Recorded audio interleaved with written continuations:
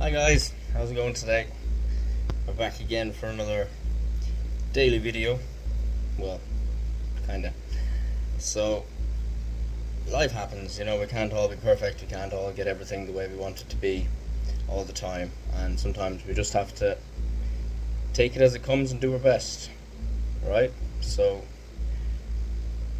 today I want to get back on track and talk about something that's very, very important, and I'd like to call it maintenance for your mental health. All right. So it's a big word. It's been thrown around a lot, especially with what's going on in the world the last couple of years. We've had diseases and vaccines and wars and everything, and it's ongoing. It doesn't stop. But that doesn't mean you should ever stop.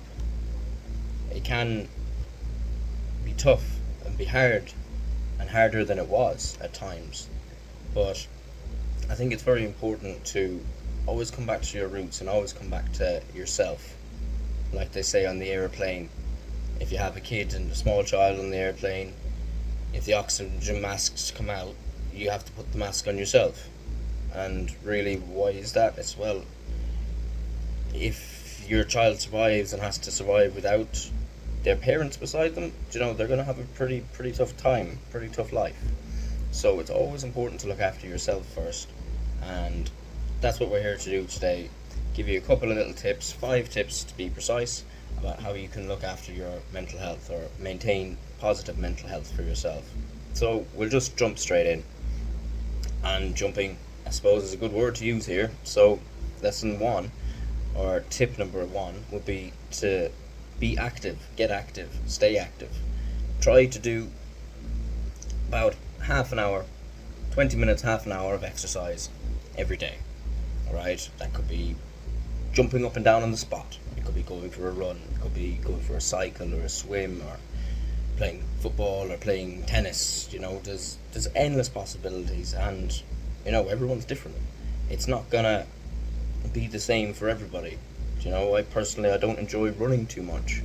Do make myself do it every now and again, but I like to go for walks, go for cycles, swimming. I love swimming. If I had a pool in my back garden, you'd have trouble getting me out of it. So, but the response that your body has to the exercise, it gives you more energy, and it makes you happier. You have that feeling of accomplishment. When you finish your exercise, when you come back, you're proud of yourself, and as you should be.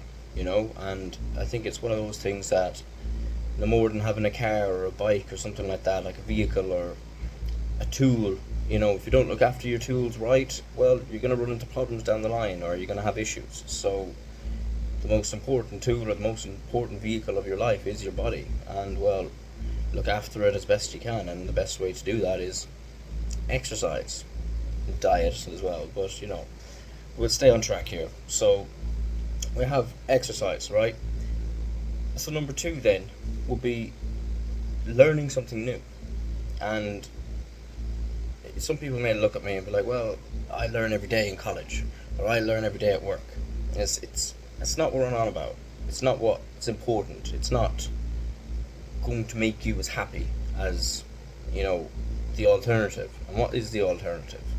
Well, to take time outside of work or outside of college or outside of what you do normally, to invest time in something that you are genuinely interested in, or that makes you happy. It could be different. Again, it is going to be different for everybody, but when you find out what it is you like to do, what it is you want to learn, you'll start getting surrounded by people that want to learn the same or similar things. I went and did a course probably 4 or 5 years ago.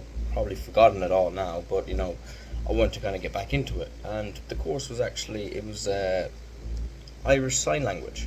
It was only level 1. It was a beginner's thing, but I remember it was once a week, 1 hour a week, and it was the highlight of my week, going down and sitting in a group of 10 people, 12 people, and not actually speaking a word. You couldn't speak, you couldn't talk, You couldn't have a pen and paper because it would do you no good. You had to use all your hands and your motions, and communicate in other ways. And it was just something I'd never experienced before. So I was never great at languages in school, but yet I had a passion. I loved the feeling. I loved the anticipation of going back to learn more, to improve, to get better. And life kind of gets in the ways, and probably have a million and one excuses why not to do these things. But when you actually get there to the class, or get there to whatever it is you want to learn about a business, you want to set up your own business, go to learn about it. Do some research, and you'll actually start to enjoy your time a lot more. And doing that again, setting aside 15 minutes to up to an hour a day to learn something new, a new task, a new skill, new hobby, something that you're interested in and genuinely want to do, you'll start to notice a difference very, very quickly. So we'll move on to number 3. Number 3 will be taking notice. Alright, and some of you may already be doing this and not know you're doing it. What is a couple of different ways you can do this? Well, I love to have a look at nature. Literally sit there, have a look at my window. Doesn't matter where you are in the world, you can always see some form of nature. Whether it's little bugs and insects, whether it's the bunny rabbit running down the street, whether it's the birds in the sky, trees, water, mountains, hills, anything. When you actually, for me, I just get this kind of serene feeling comes over me. It calms me, it relaxes me. And at the same time, it makes you appreciate where you are and what you actually can do with your life. Another one is to express gratitude on a daily basis. You're taking notice of what's important. You're getting outside of your own head. That's what I think the purpose is. Get outside of your head and not be stuck in here with the problems of work and your family and your relationships, your college, or anything else that's going on in your life at the time. And it's really calming, and it kind of grounds you, puts you back down to earth, and you realize that you are a very small part of this world, of the planet Earth.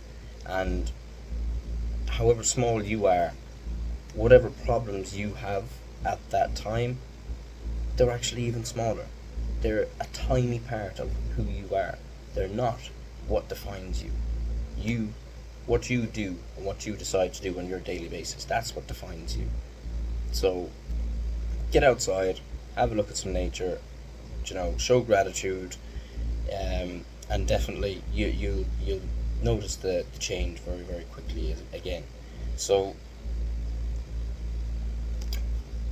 number 4, one of my favorites, and one that's easy to forget at times, especially when things aren't going so well with yourself. I've been there, I've been struggling, had tough times, had a lot of stuff has happened, in my 28 years, and I'm sure there will be a lot more stuff to happen. But the one thing that you always have to remember is, no matter how bad things are for you, or how bad you feel at the time, always remember that you have the power to make somebody else smile. So number 4 is to give back to somebody, to give to your friends, give your co-workers a compliment, your mother, your father, that helps you with your homework, or cooks you dinner, or looks after you, or does your washing, your cleaning, anything. Give them something back. Don't be one of these people that takes from everyone in life.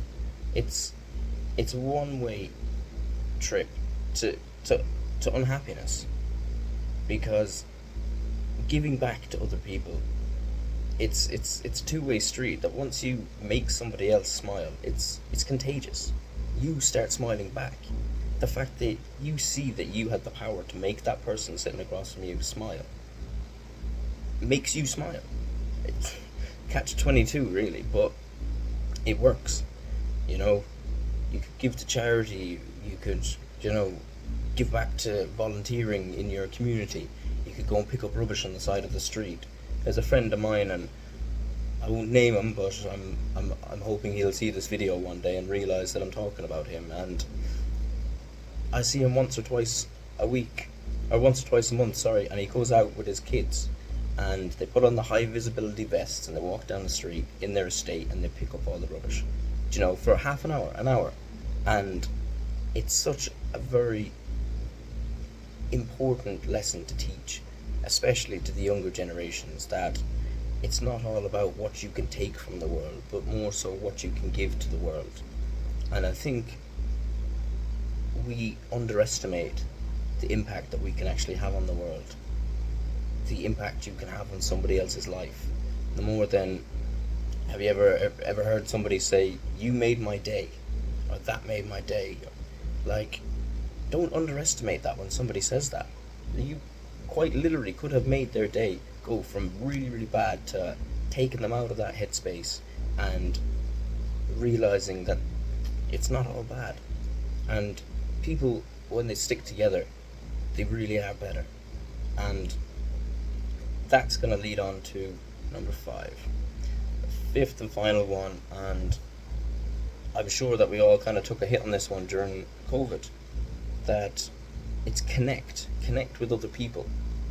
Like, the first couple of weeks, from my experience, were pretty rough in COVID.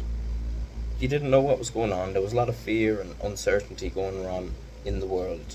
But really, we were isolated from each other. Human beings were social creatures. And like I said, we're better together. And all of a sudden, we just got separated and put distance from each other. And then all the rest of the political stuff came in on top of it, and vaccines and this, and you're not wearing a mask, and you know, it was just craziness, right? But the big thing there is that we had no face-to-face time with each other. Every interaction we had was through a screen, or, you know, text messages, or maybe you didn't have any interactions with anybody at all. And the importance of getting out to see other people, to interact with other people, your friends, your family, it has to be one of the most important things. You know, everyone's probably been there at some stage in their life, that when something goes wrong, sometimes you just want somebody to talk to listen. They might not even have to talk back to you, but being able to share your problem, like they say, problem shared is a problem halved. It's true.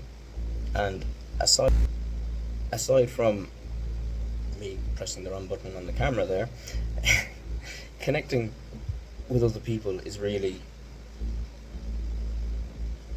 something special, because when you get in a bad mood or a bad frame of mind, you think you know everything that's going on up in your head. You really do. And it's only when you start to engage with other people and they question you and they challenge you on what you're saying or your thoughts, that you start to maybe check yourself and see, are you actually doing something wrong?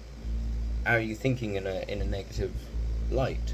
Are you just kind of spiraling out of control because there's nobody else around you? And you know, it's not healthy. So anyways, this is another short video, a bit longer than usual, but again, over the course of your life, I guarantee you that one of these 5 things is going to be missing if you are not feeling right. And if you can try and get a checklist of these 5 things and tick them off every day, you will notice a guaranteed improvement in your mood, in your mental health, and in your outlook in life. So that's it for today, guys. We'll leave you here with this, and we'll see you in the next one, okay? Thanks for watching, everyone, and take care.